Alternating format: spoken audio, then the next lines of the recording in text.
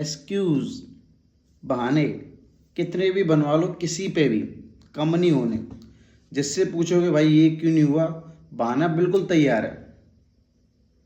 अब लोग ही बोल देंगे यार वो तो इतना आगे पहुंच गया, अब हम क्यों नहीं कर पाए।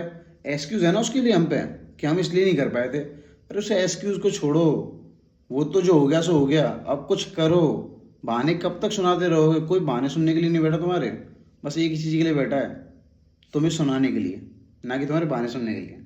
तो बहाने छोड़ो, अपनी एक कहानी लिखो, जो कहानी आपको एक मिलियनेयर की लाइन में ले जाती है। अपनी कहानी में आगे बढ़ो और औरों को बोलने की जगह पे खुद अपनी कहानी में बोलो, खुद अपनी कहानी के डायरेक्टर बनो। एक्टर तो वही तो अपनी कहानी के। तो आगे बढ़ते रहो, बहाने तो बनते ही रहेंगे यार, बहाने क्यों बनाने हैं आपको। आगे बढ़ो, अपने ऊपर ध्यान दो और बहाने बनाना छोड़ दो। कोई नहीं आएगा बचाने, अपना काम स्वयं करो, आगे बढ़ते रहो। जय श्री राम।